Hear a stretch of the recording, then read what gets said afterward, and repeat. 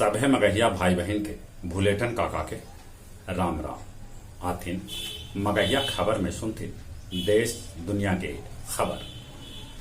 लाल किला से दिल्ली विधानसभा तक बनल सुरंग भेटाए जेकर इस्तेमाल अंग्रेज सभे स्वतंत्रता सेनानी के लावे ले जायला कर रहल। बिहार के मुख्यमंत्री नीतीश कुमार निर्माणाधीन प्रकाश पुंज के लेलन जायजा ई बच्छर के अंत तक तैयार हो जाए। अपन देश में कोरोना संक्रमित के संख्या पिछलका 24 घंटा में 45,352 तक पहुंच गलक। पिछलका 24 घंटा में कोरोना से 366 आदमी के मौत के भी खबर है। अकेले केरल में 24 घंटा में 29,322 कोरोना संक्रमित भेटैलन। मंगलुरु के एगो नर्सिंग स्कूल के 34 को छात्र कोरोना पॉजिटिव पावल गेलन है।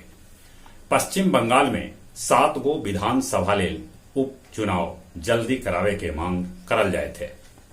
जम्मू कश्मीर में स्कूल के नाम शहीद सभे पर रखल जा रहा है। कांग्रेस के पंजाब प्रभारी हरीश रावत गुरुद्वारा में लगौलन झाड़ू। उत्तर प्रदेश में वायरल बुखार और डेंगू से अबले 100 से बेसी आदमी के मौत के खबर है। एकरा में ज्यादा संख्या लइकन के है।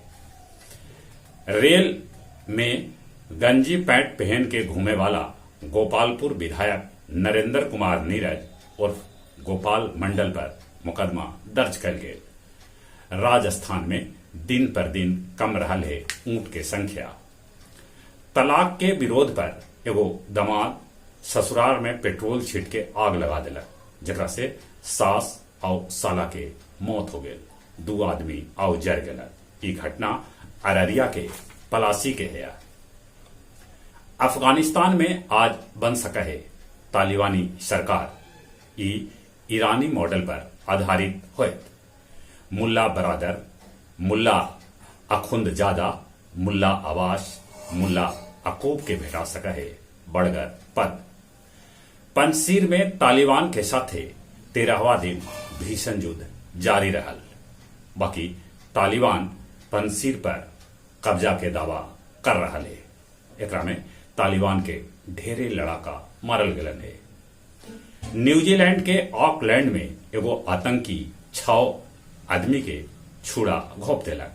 पुलिस आतंकी के मार गिरौलक। आतंकी श्रीलंका के निवासी है। जापानी प्रधानमंत्री ओशिहिदे सुगा दे सकहथन अपन इस्तीफा।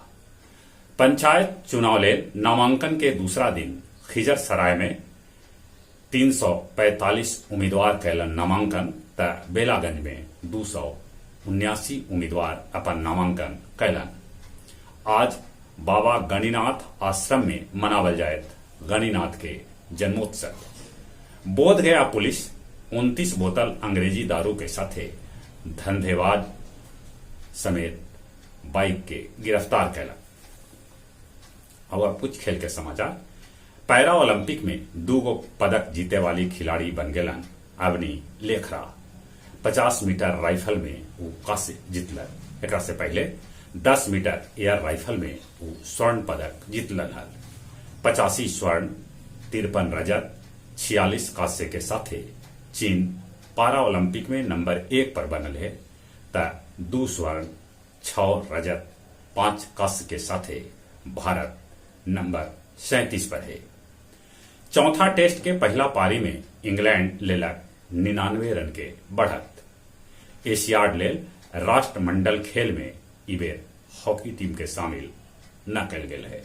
जहां तक मौसम के सवाल है, पानी बरस रहा है। नेपाल के उचित ऊपरी क्षेत्र में पानी बरसल है जगह से बिहार में बाढ़ के खतरा एक बार फिर बन गलक है।